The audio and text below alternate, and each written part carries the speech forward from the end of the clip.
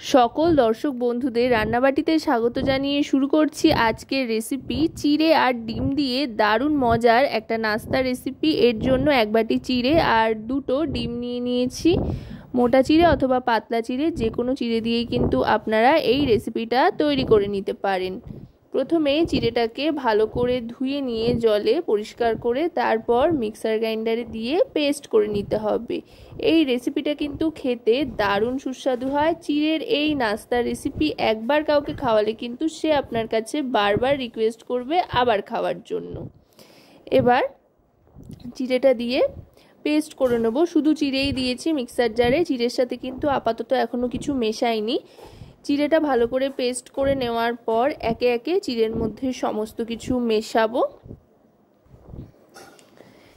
এবার চিড়েটা একটা মিক্সার বোলের মধ্যে নিয়ে নিয়েছি। এতে এবার দিয়ে দিচ্ছি পেঁয়াজ কুচি আর লঙ্কা কুচি। এখানে একটা বড় সাইজের পেঁয়াজ কুচিয়ে নিয়েছি আর 3টে মতো লঙ্কা নিয়েছি কুচিয়ে। লঙ্কার পরিমাণটা কিন্তু আপনারা আপনাদের স্বাদ অনুযায়ী কম বেশি করে নিতে পারেন। এবার নিয়ে নিচ্ছি গ্রেট করা আলু। এখানে একটা মাঝারি সাইজের আলু গ্রেট করে নিয়েছি খোসা ছাড়িয়ে। আলুটা গ্রেট করে কিন্তু অবশ্যই ভালো করে ধুয়ে নেবেন যাতে আলুর যে ক্রাস্টটা থাকে সেটা বেরিয়ে যায়। এবার দিয়ে দিচ্ছি এতে পরিমাণ মতো হলুদ গুঁড়ো আর কাশ্মীরি রেড চিলি পাউডার, সাথে দিয়ে দিচ্ছি পরিমাণ মতো লবণ আর দিয়ে দিচ্ছি সামান্য একটু চিনি। এতে করে স্বাদে একটা ব্যালেন্স আসবে, তবে আপনারা যদি চান তো চিনিটা বাদও দিতে পারেন। এবার এর মধ্যে দিয়ে দিচ্ছি দুটো ডিম এক এক করে ফাটিয়ে।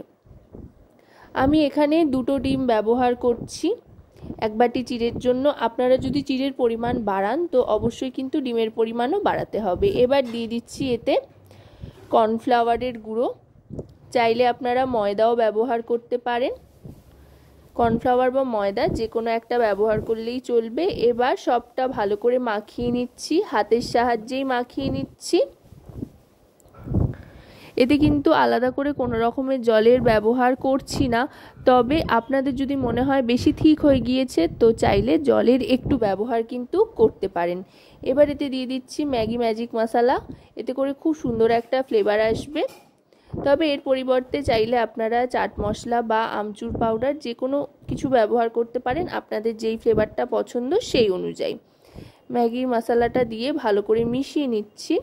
মিশিয়ে নেওয়ার পর এবার একটা ছোট সাইজের চামচ হাতা নিয়ে নিয়েছি আর এইখানে ফ্রাই প্যানে বেশ খানিকটা সাদা তেল গরম করে নিয়ে এবার একে একে ছোট ছোট প্যানকেকের মতো করে এই নাস্তাটা তৈরি করে নিচ্ছি। এটা কিন্তু খুবই স্বাস্থ্যকর আর চটজলদি তৈরি হয়ে যায়, আর ছোট থেকে বড় সকলেরই আশা করব খুব পছন্দ হবে এই রেসিপিটি। আপনারা যে কোনো সময় চটপট বাড়িতে বানিয়ে নিতে পারেন একেবারে ঘরোয়া পদ্ধতিতে, ঘরে থাকা সমস্ত উপকরণ দিয়েই। তো আজকের এই রেসিপিটি আপনাদের কেমন লাগলো সেটা কিন্তু অবশ্যই আমাকে কমেন্টের মাধ্যমে জানাবেন। সকলে খুব ভালো থাকবেন ও সুস্থ থাকবেন এবং রান্নাবাটির পাশে থাকতে ভুলবেন না যেন লাইক শেয়ার কমেন্ট সাবস্ক্রাইবের মাধ্যমে, কারণ আপনাদের একটা লাইক শেয়ার সাবস্ক্রাইব কমেন্ট কিন্তু আমাদের অনেক অনেক উৎসাহিত করে নতুন নতুন ভিডিও তৈরির জন্য। দেখুন একই সাথে কিন্তু 3টে দিয়ে দিলাম, যেহেতু ছোট ছোট করে বানাচ্ছি। আপনারা চাইলে বড় করেও বানাতে পারেন, তবে ছোট ছোট করে বানালে দেখতে বেশ সুন্দর লাগে আর চটপট একসাথে অনেকগুলো তৈরিও হয়ে যায়। আর এটা কিন্তু চাইলে আপনারা সকালের ব্রেকফাস্টেও যেমন খেতে পারেন, তো চাইলে আবার সেই একই রকমভাবে স্কুল কলেজের টিফিনেও কিন্তু এটা আপনারা দিতে পারেন, বা অফিসের হালকা টিফিন হিসেবেও কিন্তু এটা আপনারা বানিয়ে নিতে পারেন। চটজলদি তৈরিও হয়ে যাবে আর বেশ পেটও ভরাবে আর সুস্বাদুও বটে।